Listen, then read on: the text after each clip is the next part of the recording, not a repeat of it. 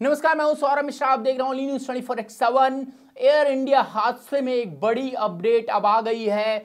पहले ये खबर आई थी कि उनके माफ कीजिएगा, जो सुमित संभरवाल हैं, चीफ कैप्टन के पिता, उन्होंने एक पत्र लिखा था और ये जाहिर किया था कि दरअसल हमारे बेटे का चरित्र हनन हो रहा है उनकी मौत के बाद। और बड़ी खबर आ गई है, बोइंग कंपनी कैसे इसमें फंस रही है, सब कुछ एक एक करके हम आपको बताने जा रहे हैं। हम आपको बता दें कि दरअसल बोइंग कंपनी के अलावा और कौन से बड़े चेहरे हैं जो इसमें पूर्ण रूप से एक तरह से कह सकते हैं कि ये एक्सपोज हो रहे हैं। और अहमदाबाद एयर इंडिया 171 के जो शहीद हैं, शहीद कहेंगे, जी हां, जो शहीद हैं, उन पर झूठे आरोप लगाने वाले वो कौन हैं और क्या वो पर्दे के सामने आ रहे हैं, इस पूरी रिपोर्ट में हम जानेंगे दोस्तों। शुरुआत करते हैं दोस्तों। नागरिक उड्डयन मंत्री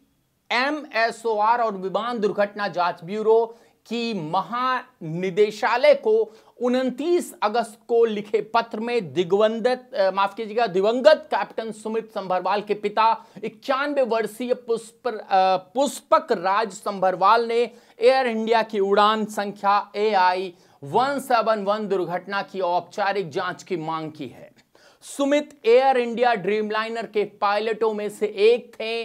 मीडिया अटकलों के माफ कीजिएगा, मीडिया अटकलों से बेटे की प्रतिष्ठा धूमिल हुई है। हमने कभी भी अपनी रिपोर्ट में नहीं दिखाया है, ये हम अपने आप पे गर्व करते हैं दोस्तों। उन्होंने अधिकारियों पर चुनिंदा हिस्सों को लीक करने का आरोप लगाया है। साथ ही कहा है कि मीडिया अटकलों से बेटे की प्रतिष्ठा धूमिल हो रही है। आप भी कमेंट्स बॉक्स में बताइए। 91 वर्षीय पिता की ये जो है एक तरह से कहें मांग है, वो कैसी है। 12 जून को अहमदाबाद से उड़ान भरने के तुरंत बाद एयर इंडिया का बोइंग 787 विमान दुर्घटनाग्रस्त हो गया था। इसमें 241 यात्रियों सहित कुल 260 लोगों की मौत हो गई थी। लेकिन अब जब ये पूरा मामला सामने आया है, इससे साफ हो रहा है कि कहीं ना कहीं एक लॉबी है जो काम कर रही है बोइंग को बचाने के लिए।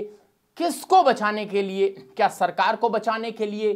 क्या सरकार इसमें जिम्मेदार है? हालांकि एयर इंडिया अगर सेफ है तो सरकार इसके लिए जिम्मेदार हो सकती है, लेकिन सवाल वही कि क्या वाकई एयर इंडिया की गलती थी भी या नहीं, या फिर कोई बाहरी शक्तियां इस तरह से काम कर रही हैं। हम आपको बता दें कि दरअसल अगर बाहरी शक्तियों की सरकार पर प्रेशर की बात करें तो मुझे नहीं लगता कि नरेंद्र दामोदर दास मोदी की सरकार झुकने वाली है। अपने ही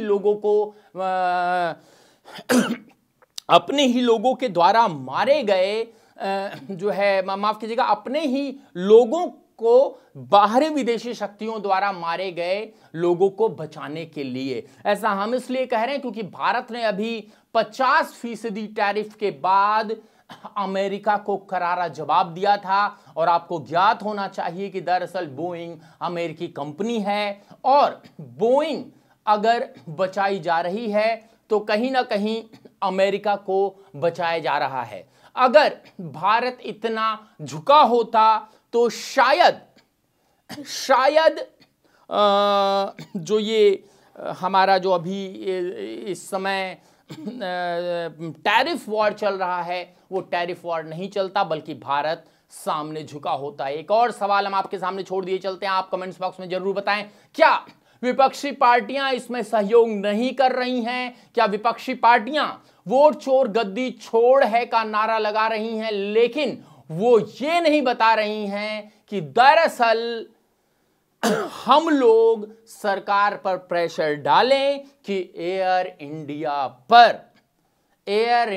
पर दबाव बने, बोइंग पर दबाव बने। और 12 जून की घटना, जो 12 जून के बाद आपका जुलाई अगस्त यानी 12 अगस्त को जो रिपोर्ट आई थी, उस रिपोर्ट में खामियां हैं या वो रिपोर्ट बहुत ज्यादा अधूरी है। इसको लेकर क्या विपक्ष को नहीं बोलना चाहिए? क्या 241 जाने या फिर 241 से ज्यादा जो धरती पर थे उस वक्त, जो उसको कॉलेज हॉस्टल में थे, वो भी मारे गए। वो पॉलिटिकल पार्टियों के लिए जरूरी नहीं है जितना कि एक प्रदेश का चुनाव। बने रहिए, बहुत बहुत धन्यवाद।